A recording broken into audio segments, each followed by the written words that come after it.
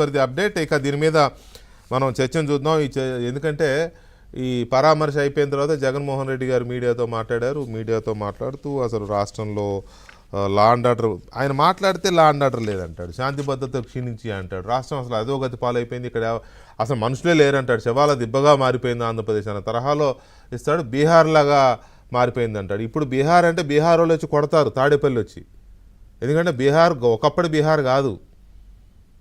ఒకప్పటి ఆయన జగన్మోహన్ రెడ్డి గారు యువకుడుగా ఉన్నప్పుడు చేసిన గొడవలు అప్పుడో, లేకపోతే ఫ్యాక్షన్లు బాగా ఎక్కువ ఉన్న టైంలోనో, లేకపోతే మనకి హైదరాబాద్ పాత బస్తీలో అల్లలు జరిగినప్పుడు అప్పటి బీహార్ కాదు. ఇప్పుడు బీహార్ చాలా డెవలప్ అయింది, ప్రశాంతంగా కూడా ఉంది. ఇప్పుడు బీహార్ అని పోల్చుకున్నారనుకో, బీహార్ తాడేపల్లి వచ్చే ప్రమాదం ఉంది మీ ఇంటికి.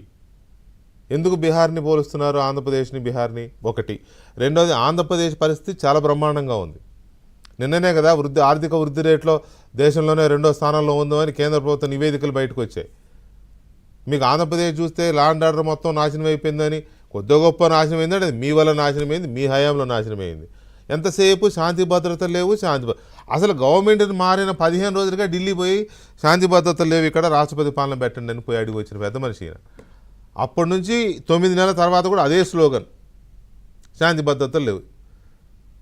శాంతి వేరు భద్రత వేరు. ఈయనకి శాంతి ఎవరో తెలియదు, భద్రత ఎవరో తెలియదు, ఎందుకు మాట్లాడతాడో తెలియదు. సారీ, ఇలా మాట్లాడుతున్నారని జగన్మోహన్ రెడ్డి గారు మీరు అనుకోవద్దు. ఒక్కోసారి ముఖ్యమంత్రిగా చేసిన వ్యక్తులు బాధ్యతగా మాట్లాడాలి.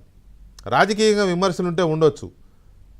ఏం జరిగిందని ఆంధ్రప్రదేశ్లో శాంతి భద్రతలు లేవని మాట్లాడుతున్నారో అర్థం కాదు. ఎంత దారుణమైన కామెంట్స్ అండి ఇవి. ఎవరో ఎస్ఐ అంట ఎవరినో ఇది చేస్తూ టెలిఫోన్లో వీడియో కాల్ చేసి ఎవరికో చూపించాడంట. ఆ అలవాటు మీది కదా. నాయకుల్ని లేకపోతే మీ గిట్టని వాళ్ళని తీసుకెళ్ళి లాకప్లో పడేసో ఇంకో చోట పడేసో చిత్తకు కొడుతుంటే వాడు ఎవడో వీడియో కాల్ చేసి చూపిస్తుంటే చూసింది మీరు కదా.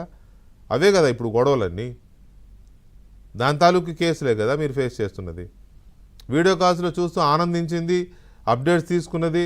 చివరికి చంద్రబాబు నాయుడిని జైల్లో పెట్టి కూడా సీసీ కెమెరాలు పెట్టి సీసీ కెమెరాల ద్వారా చంద్రబాబు నాయుడు లోపల ఎలా బాధపడుతున్నాడో చూసి ఆనందించాలనుకున్న అది ఏం మనస్తత్వం అనాలో నాకు తెలియదు, కానీ శాడిస్టిక్ వైఖరి కదా అప్పటి మీ ప్రభుత్వం అనేది.